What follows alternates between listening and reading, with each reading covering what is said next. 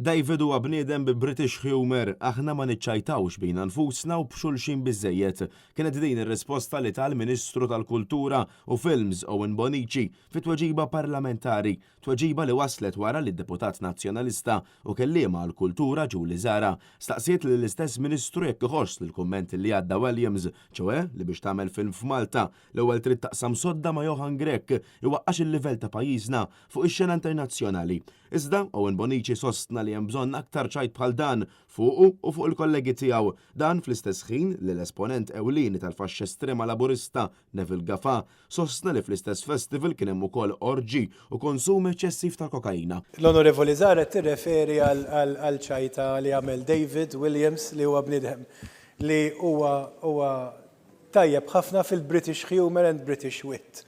U naħseb illi jekk hemm xi ħaġa li forsi fil-ħajja politika tagħna inħossnu qas huwa li aħna ma niċċajtawx naqra bina nfusna u ma' xulxin ukoll fis-sens li jiena nieħu gost nixgħal il-parliamentary questions.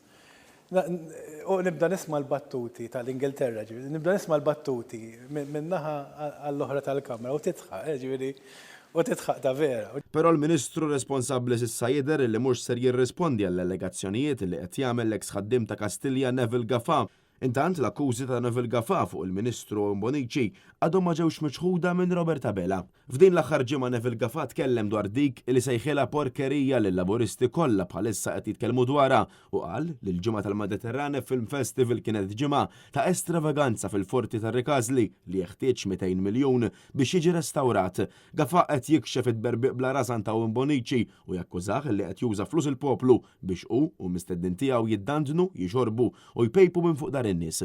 Din il-ġimgħa Net News staqsa kjarifika dwar kemm fil-verità ntefqu flus f'dan il-Film Festival li sena wara oħra dejjem qajjem kommozzjoni sħiħa għal raġunijiet xejn sbieħ bil-membri tal-Kabinett fl-ebda ħin ma jiġħdu li f'ġimgħa ntefqu 14 miljun euro. Dan jikkonkludi l-membri parlamentari flimkien mal-Ministru Owen Bonnici huma komdi bin-nefq eżorbitanti tal-Mediterrane Film Festival u kif ukoll bil-ħidma ta' Johan Grek li sissa kull sena qed ikompli jkun f'nofs kontroversja sħiħa.